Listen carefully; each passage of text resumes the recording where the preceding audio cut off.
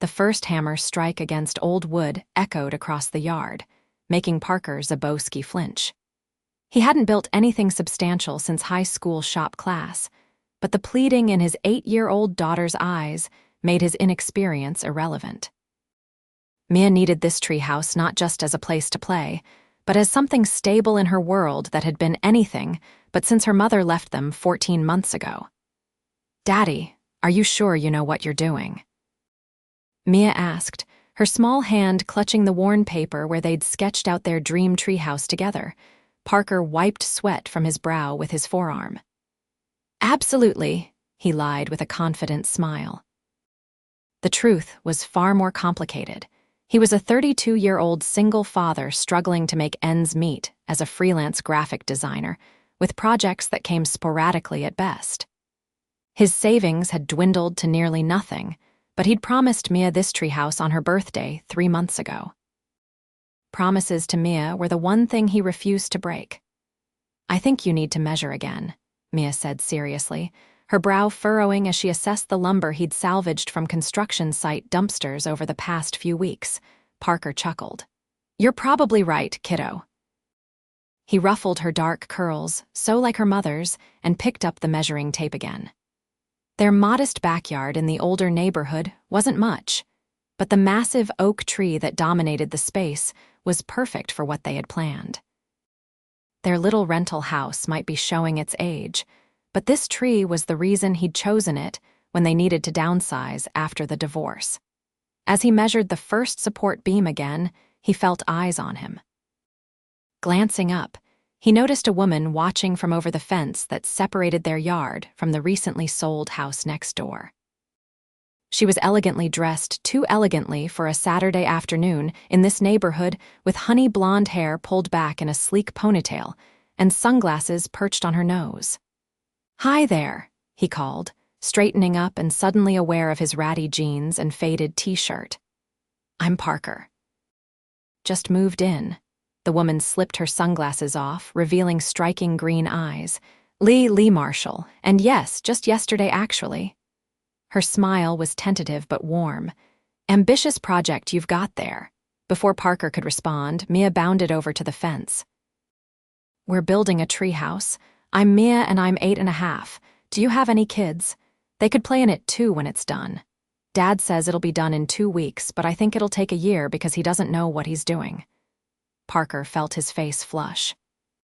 "Thanks for the vote of confidence, sweetie." Lee laughed, the sound carrying across the yard like wind chimes. "No kids, I'm afraid, just me, but that treehouse looks like it's going to be amazing." "It's going to have a rope ladder and a trapdoor and a secret compartment," Mia continued excitedly.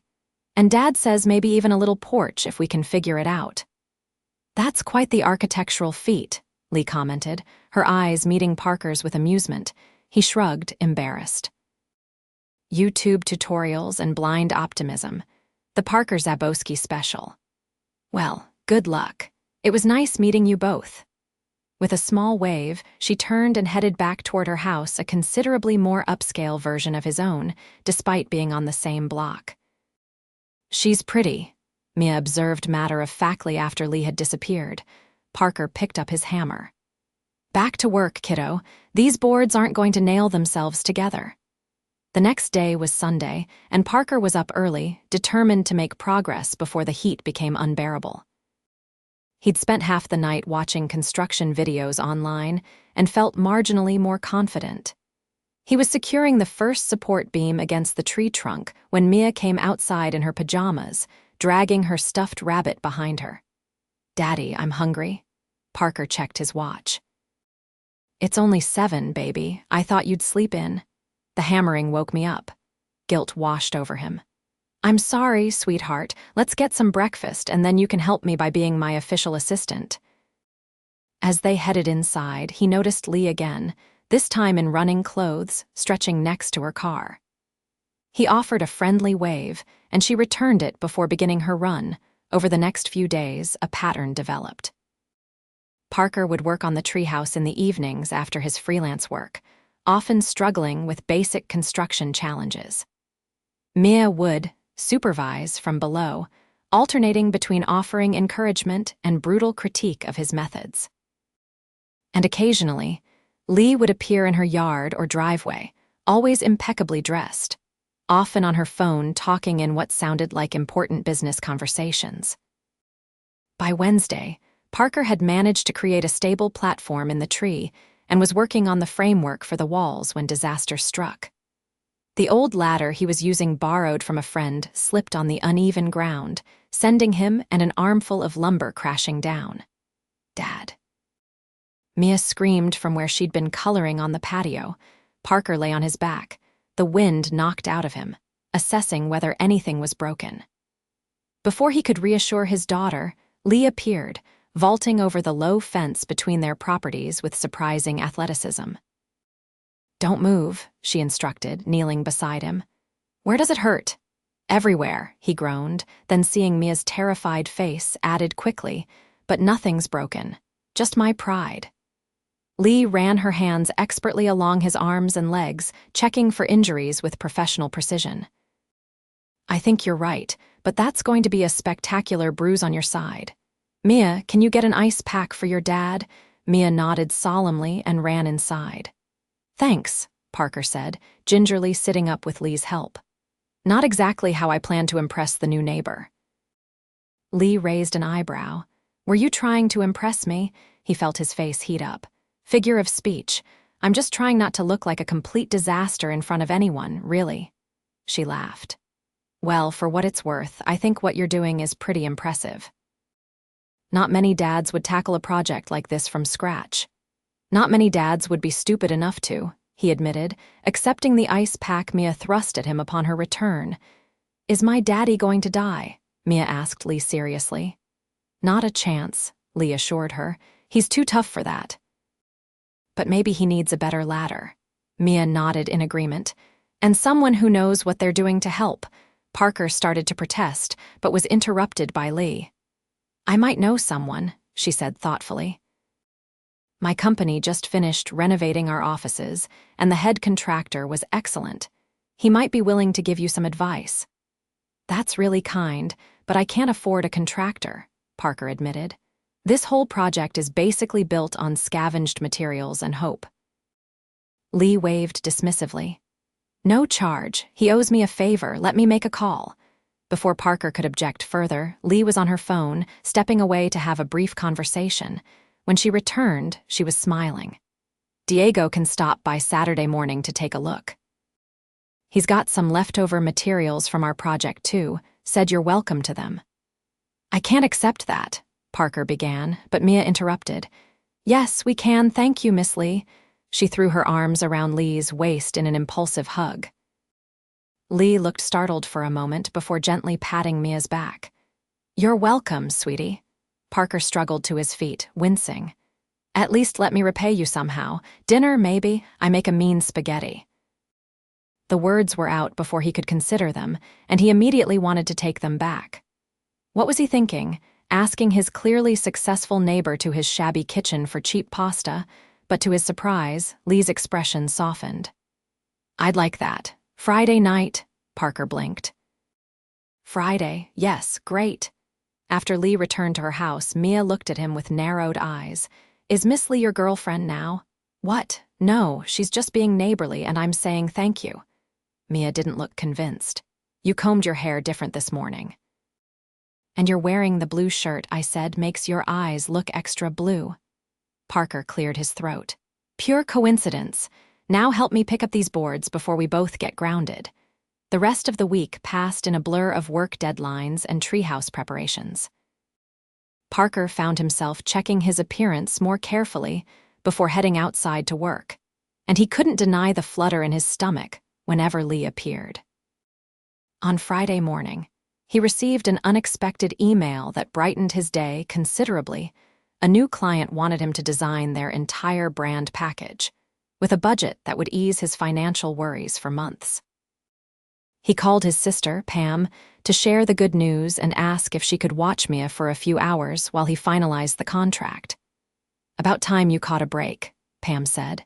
"And yes, bring her over, but you have to tell me more about this neighbor dinner date when you pick her up." "It's not a date," Parker insisted. "It's a thank you meal." "Uh-huh, and that's why you called me in a panic yesterday to ask if your pasta recipe was impressive enough." He couldn't argue with that. When Friday evening arrived, Parker had cleaned the house to the best of his ability, though nothing could hide the worn furniture or the water stain on the living room's ceiling. He'd made his special spaghetti with homemade sauce and meatballs, and Mia had insisted on picking wildflowers from the vacant lot down the street to make a centerpiece. The doorbell rang at precisely 7 p.m., and Mia beat him to it. "You look like a princess," she exclaimed as Lee stepped inside. Parker had to agree. Lee wore a simple green dress that matched her eyes, and her hair fell in loose waves around her shoulders. She'd brought a bottle of wine that probably cost more than all the groceries in his refrigerator. "Something smells amazing," Lee said, handing him the wine. "Dad makes the best spaghetti in the universe," Mia declared. "He puts secret ingredients in it." "The secret ingredient is love, isn't that right, Dad?" Lee teased. Parker laughed. "Actually, it's anchovies. Don't tell Mia or she'll never eat it again. Your secret's safe with me." Lee winked at him, and Parker felt his heart skip. Dinner went surprisingly well. Mia dominated the conversation, peppering Lee with questions about everything from her favorite color to whether she believed in aliens. Parker occasionally tried to redirect, but Lee seemed genuinely charmed by Mia's curiosity. "So what do you do for work?" Parker finally managed to ask during a rare pause in Mia's interrogation. "I'm in technology," Lee said vaguely. "Software development." "She means computers, Dad," Mia clarified helpfully. "Thank you, Professor Mia," Parker said with a smile. "Any particular kind of software?" Lee took a sip of wine. "We create business management systems, nothing very exciting." "Dad makes pictures for companies," Mia contributed. "But they don't pay him enough because we can't go to Disney World." Parker choked on his water. "Mia," Lee laughed. "Honesty is a virtue, and for the record, I think creating visuals that communicate a company's message is fascinating work." After dinner, Mia insisted on showing Lee her room, complete with the solar system mobile Parker had made for her birthday last year. When they returned, Mia was yawning. "I think it's bedtime for you, astronaut," Parker said, checking his watch. "But I want to stay with Miss Lee," Mia protested. "I'll see you tomorrow when Diego comes to help with the treehouse," Lee promised. "And maybe I can bring some lemonade for the workers." This satisfied Mia, who gave Lee another hug before allowing Parker to shepherd her upstairs for bedtime routines. When he returned, he found Lee examining the sketches for the treehouse that were spread across his desk in the corner of the living room. "These are really good," she said. "You're talented," Parker shrugged. "Just doodles, really. The actual construction is where I'm falling short." "Sometimes we need a little help," Lee said quietly. "There's no shame in that." Something in her tone made him wonder if she was talking about more than just the treehouse. They moved to the couch, where conversation flowed easily as they finished the wine. Parker found himself opening up about the divorce, about how Lisa had decided that being a mother and wife in a modest neighborhood wasn't what she wanted after all, and how he'd struggled to rebuild their life since. "Mia deserves so much more than I can give her," he admitted. "That's why this treehouse is so important. I promised her something special, something that's just hers."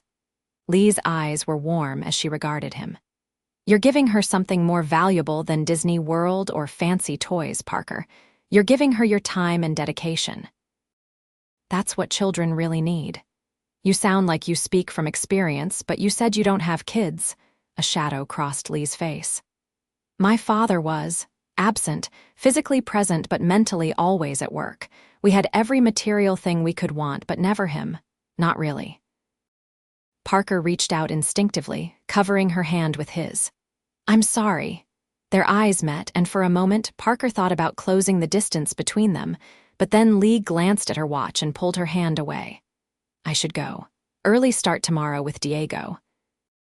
As she left, Parker felt both disappointed and relieved. Whatever was developing between them felt fragile, and he wasn't sure he was ready to risk his heart again so soon or ever. Saturday morning brought clear skies and the promised help. Diego turned out to be a cheerful man in his 50s who took one look at Parker's work so far and tactfully suggested they make a few adjustments.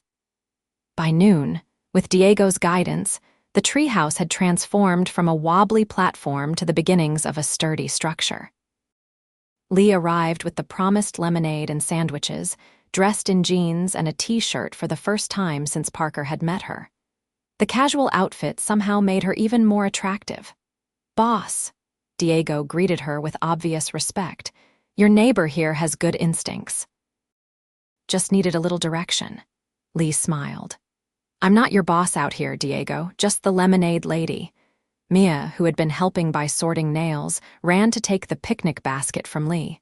"Miss Lee, look how much better it is now. Diego says I can help paint it when the walls are up."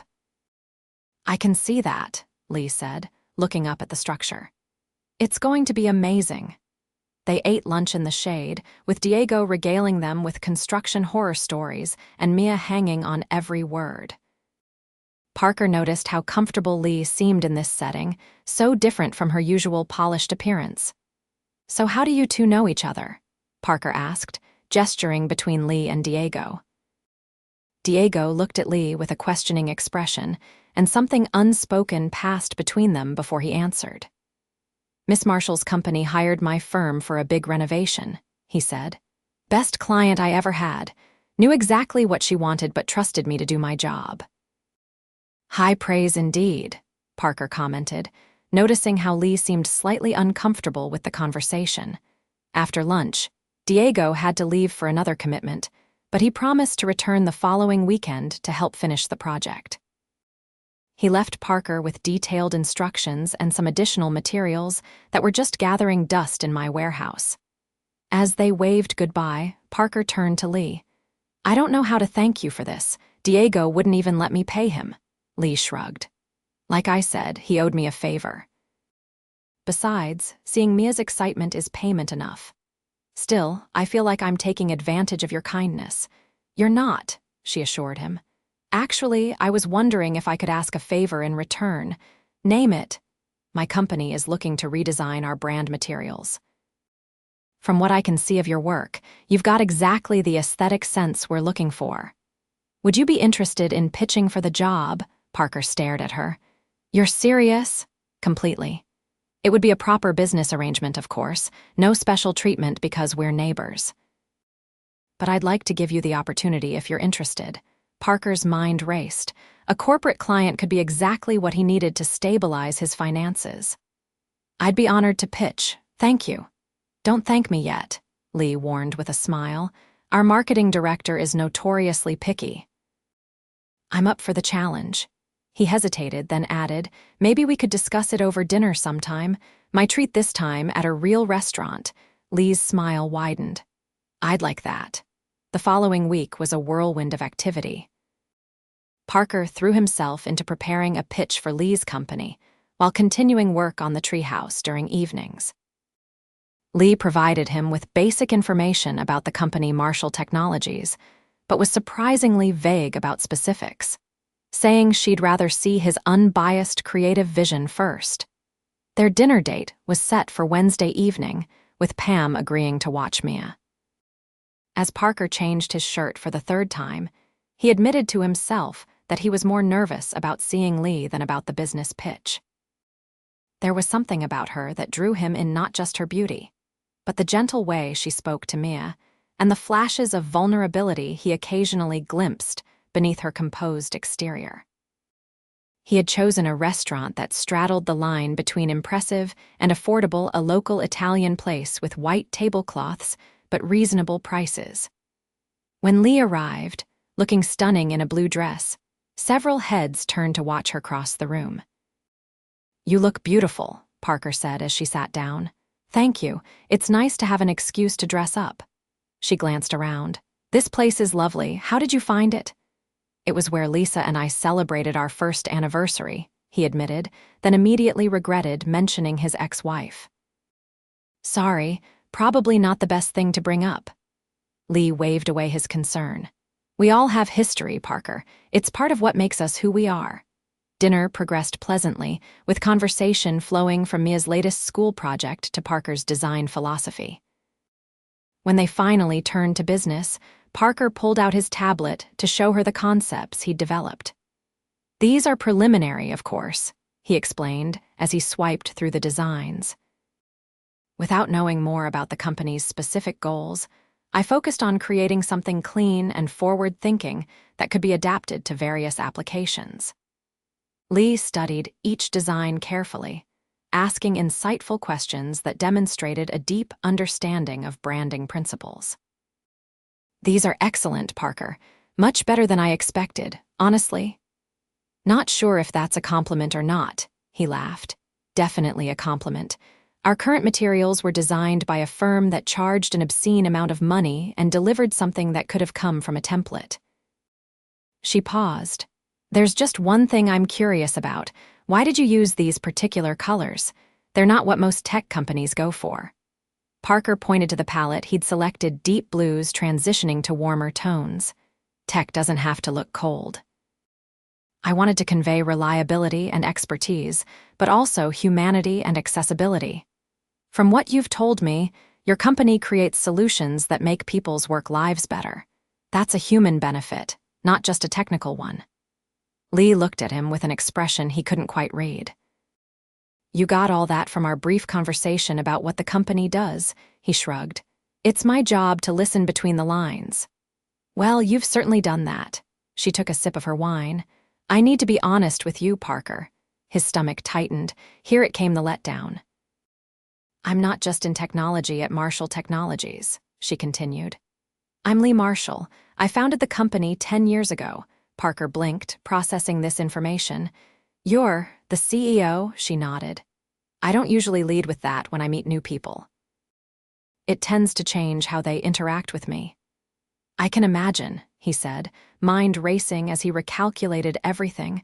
The elegant clothes, the important phone calls, Diego's deference, it all made sense now. "Why didn't you tell me?" "At first, it just didn't come up. Then I enjoyed being just Lee, your neighbor." She looked down at her plate. "It's been a long time since someone talked to me like a regular person, not as someone they want something from." Parker felt a mix of emotions, surprise, a touch of betrayal, but also understanding. "So the job opportunity is completely genuine," she assured him quickly. "Your work is exactly what we need, and I would have recommended you regardless, but I wanted to be upfront before things went any further." "Things," he repeated, a smile tugging at his lips. Lee's cheeks colored slightly. "I like you, Parker, and Mia, more than I expected to, but my life is complicated and I thought you should know what you might be getting into." "I appreciate the honesty," he said, reaching across the table to take her hand. "And for what it's worth, I like you too, CEO or not." The rest of dinner passed in a more relaxed atmosphere, with Lee sharing stories about building her company from a startup in her garage to a corporation with over 200 employees.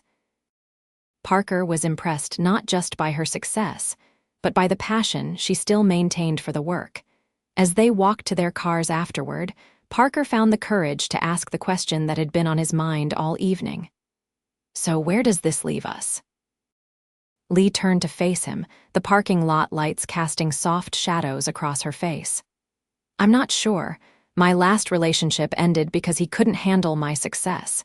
He said he supported my career, but in reality, he wanted me to be less committed to it." "I'm not him," Parker said simply. "No, you're not," she agreed.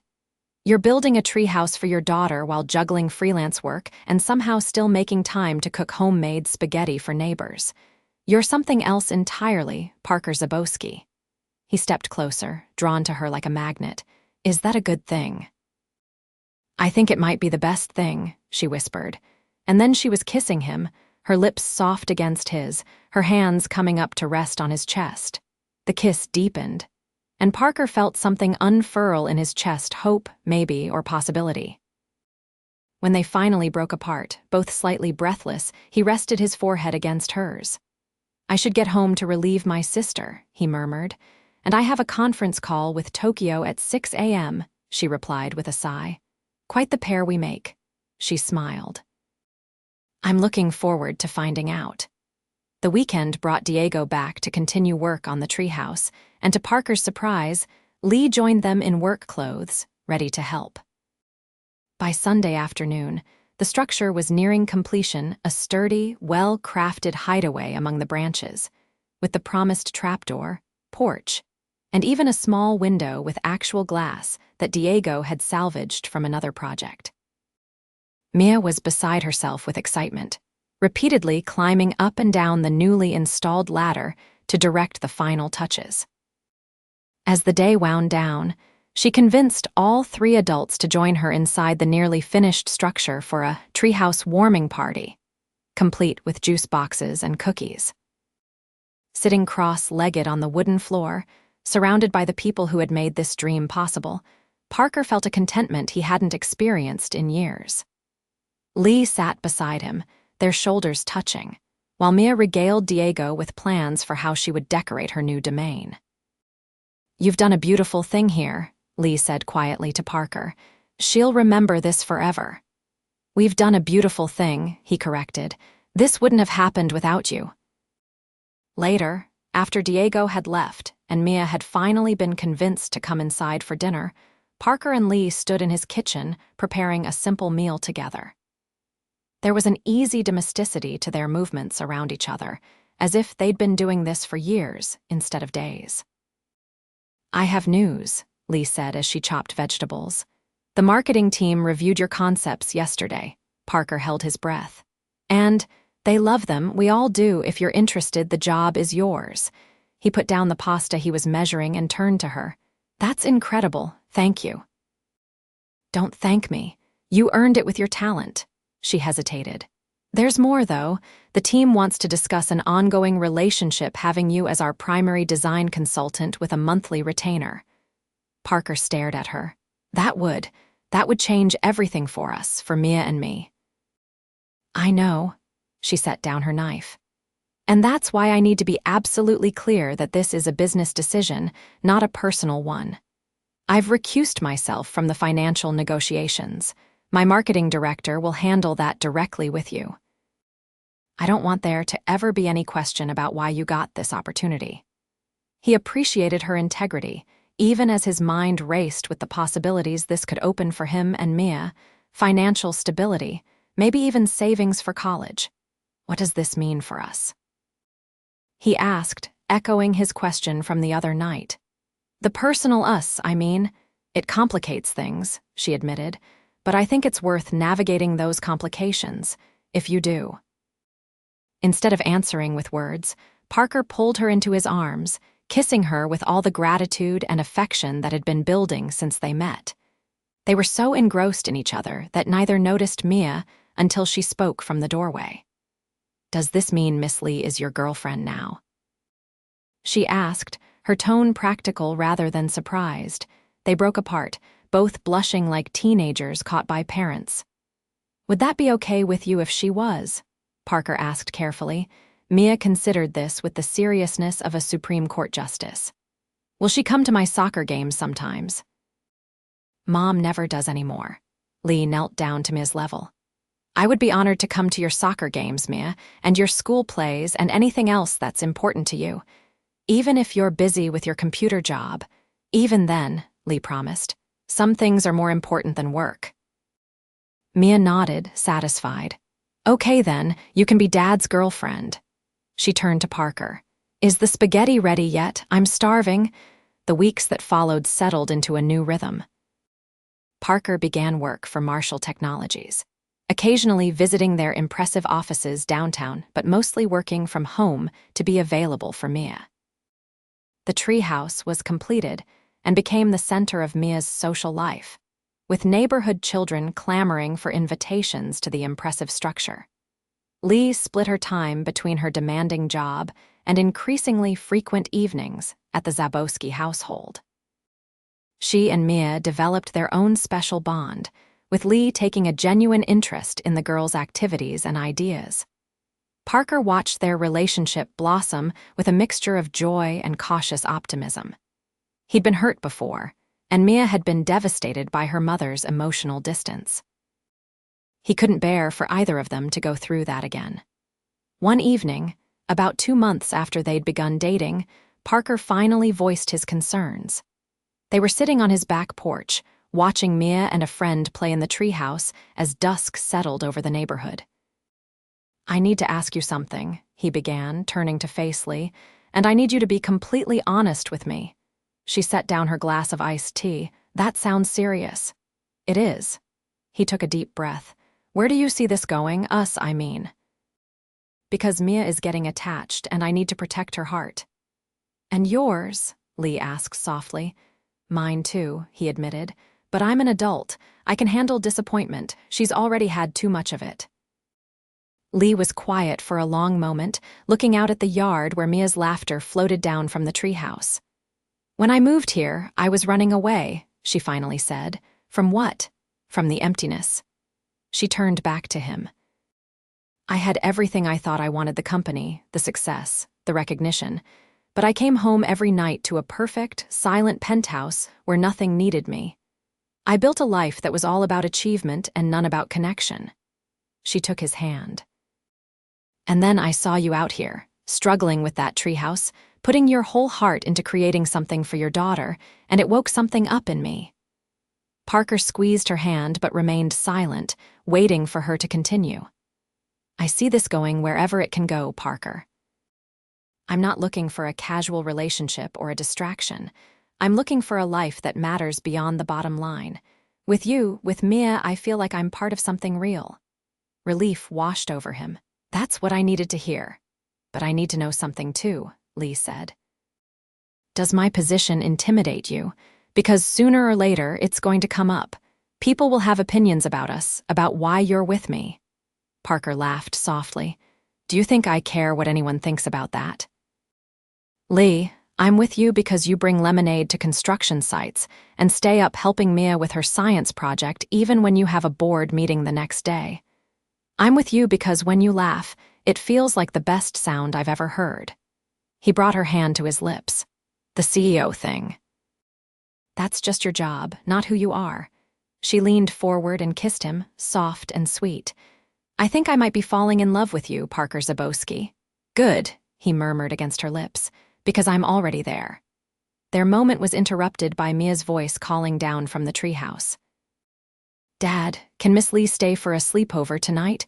Please?" Parker pulled back, meeting Lee's eyes with a question in his own. "Rain, check on that one," Lee called back with a laugh.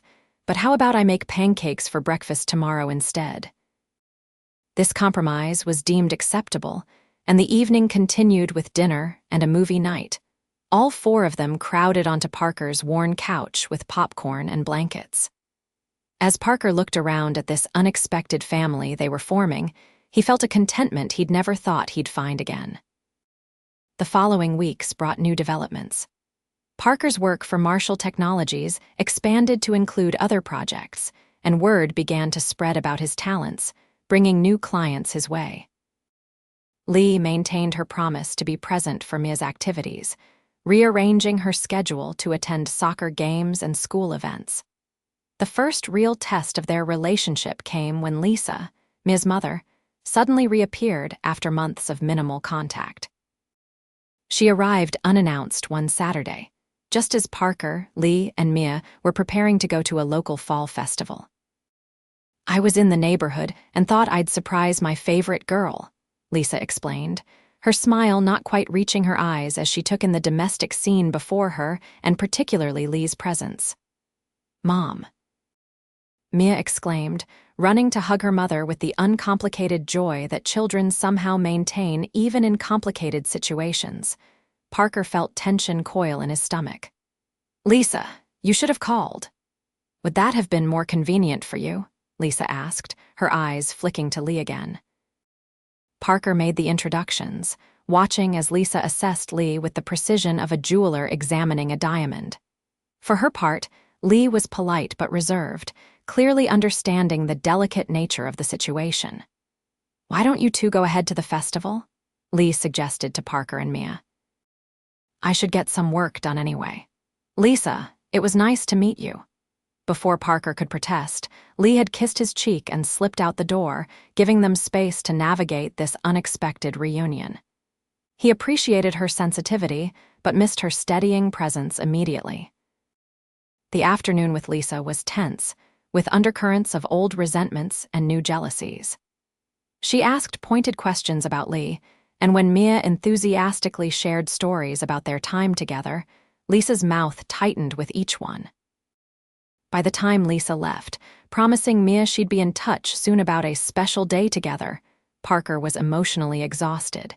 He called Lee as soon as Mia was occupied with unpacking her festival prizes. "I'm sorry about today," he said when she answered. "Don't be. She's Mia's mother. She'll always be a part of your lives."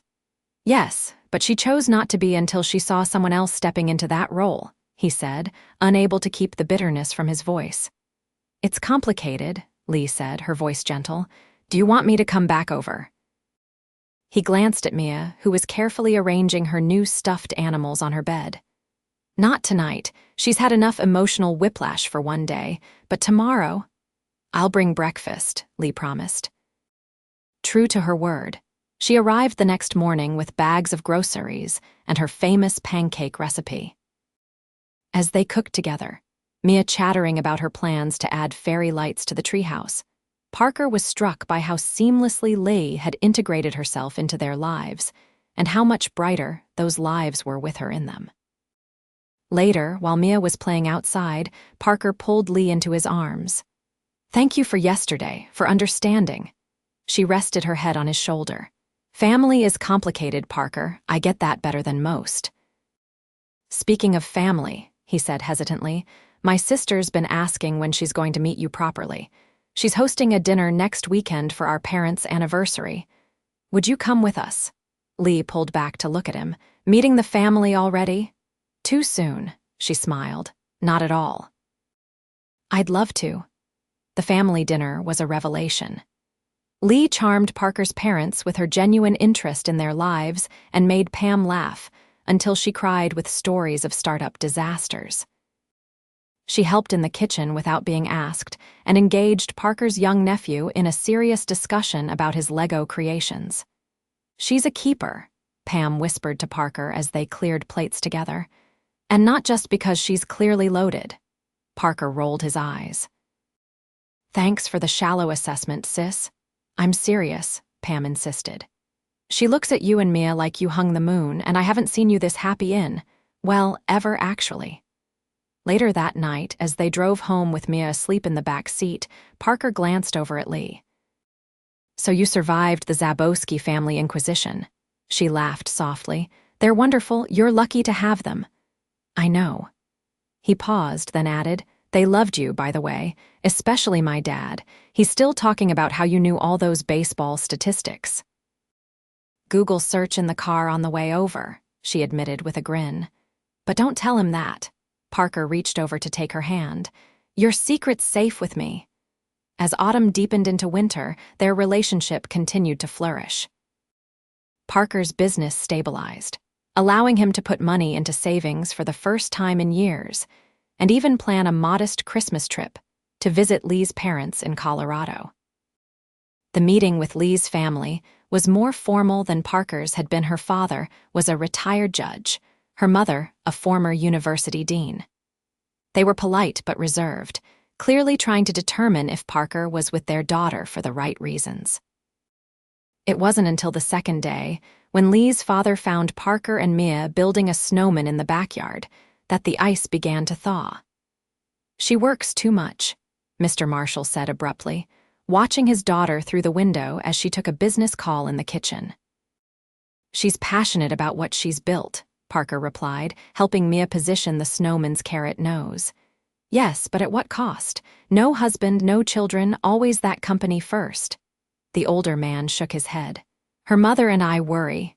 Parker straightened up. "With all due respect, sir, Lee is one of the most balanced people I know. She runs a successful company, yes, but she also makes time for what matters. She never misses Mia's soccer games, even when she has to take calls from the sidelines. She's building something important, and I admire her for it." Mr. Marshall studied Parker with new interest. You actually love her, not what she's accomplished or what she can provide. Her?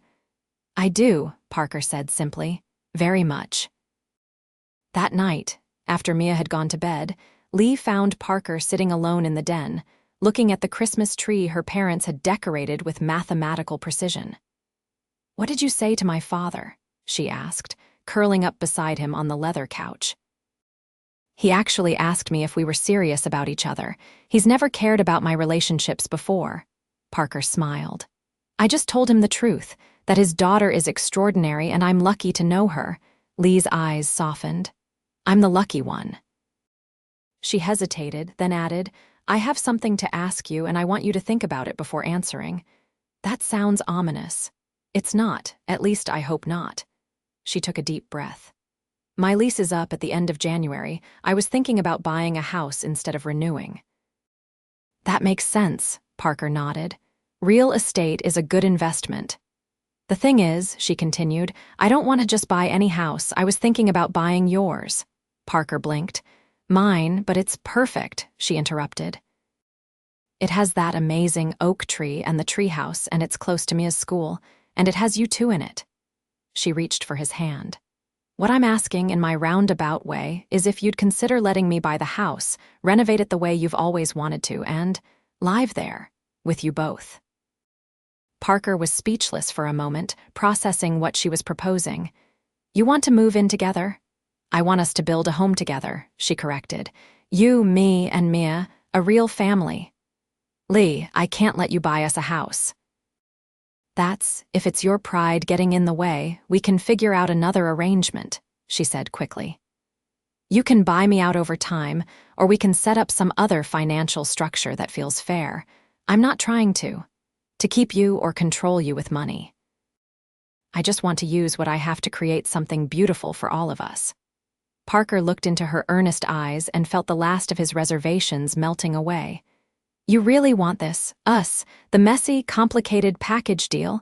More than I've ever wanted anything," she whispered. He pulled her close, breathing in the scent of her hair. "Then yes, let's build a home together." When they returned from Colorado, energized by their decision and the possibilities ahead, Parker took Lee to dinner at the same Italian restaurant where she'd revealed her identity as the CEO. This time, it was his turn to have a revelation. After they'd ordered, he reached into his pocket and pulled out a small velvet box. "I know it's fast," he said, setting it on the table between them. "And I know we just decided to move in together, so this might seem like overkill. But the thing is, Lee, I don't want to waste any more time. Life is short, and what we have is rare." He opened the box, revealing a simple but elegant diamond ring. "I'm not asking for an immediate wedding or anything dramatic.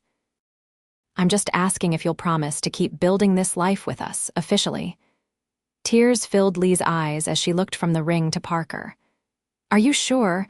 Your divorce was a different lifetime," he finished for her. "What Lisa and I had doesn't even belong in the same category as what we have. You make me better, Lee. You make our family complete." She extended her hand, allowing him to slip the ring onto her finger.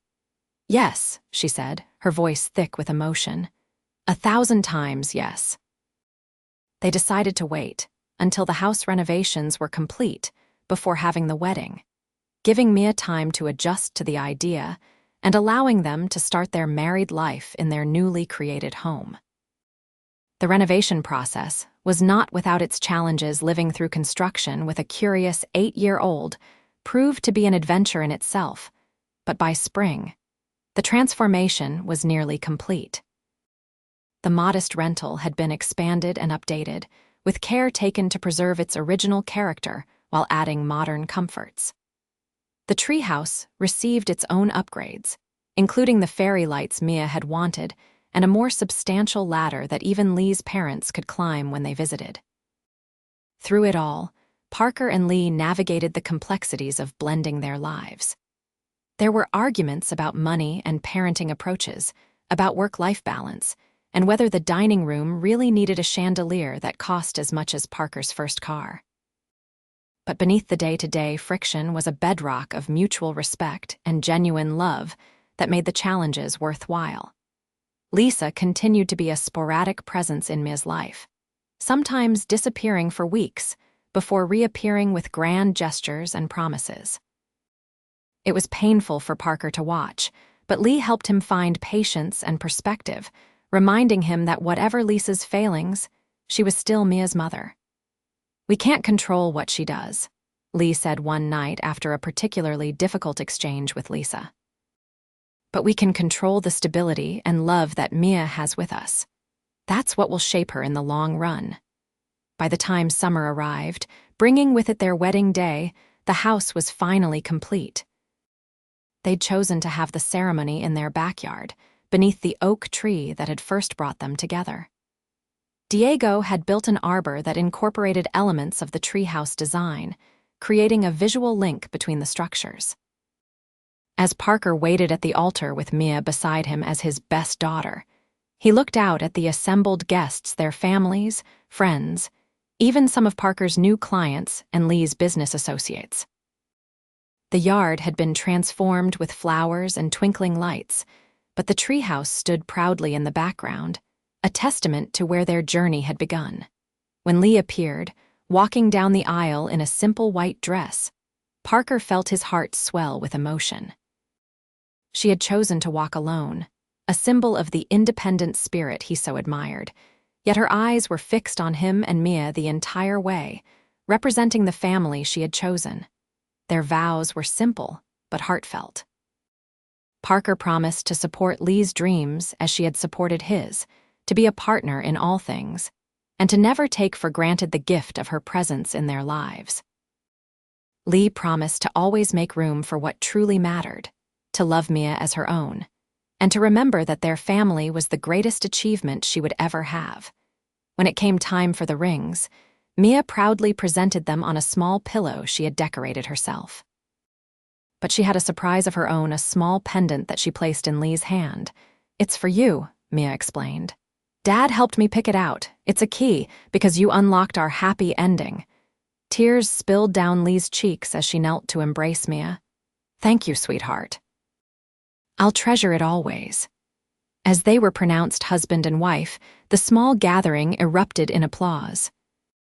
Parker kissed his bride beneath the dappled shade of the oak tree, aware that their story had come full circle from a struggling father trying to build a simple treehouse to a man who had found not just stability for his daughter, but a profound love for himself. The reception was joyful and relaxed, with children racing between tables and adults dancing on the patio. As evening fell, lanterns were lit throughout the yard, casting a warm glow over the celebration.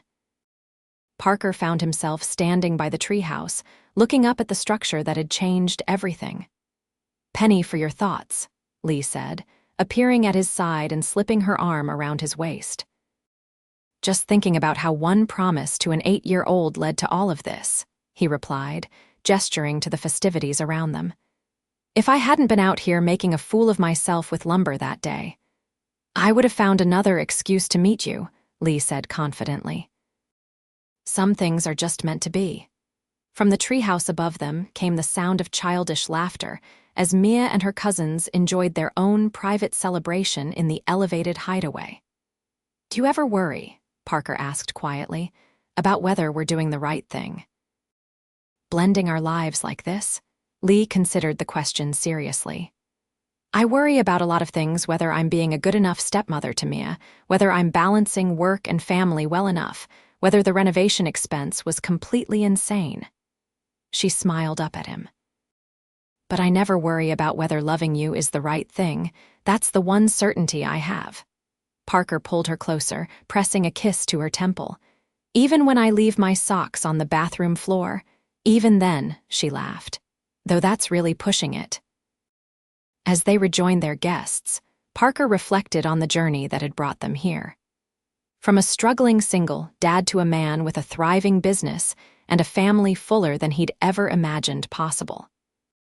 And Lee, who had everything society deemed valuable, had found what she truly needed in their imperfect, beautiful life together. Later that night, after the guests had departed and Mia had finally been persuaded to leave the treehouse for her bedroom, Parker and Lee stood in the doorway of their renovated home, looking out at the moonlit yard. "Welcome home, Mrs. Marshall Zabowski," Parker said, his arm around her shoulders. "Best treehouse contractor in the neighborhood," she replied with a smile, leaning into his embrace. And as they closed the door on their wedding day and stepped into their future together, the oak tree stood sentinel over the yard, its branches sheltering the treehouse that had brought them together, a reminder that sometimes the most important structures we build aren't made of wood and nails, but of promises kept and hearts connected.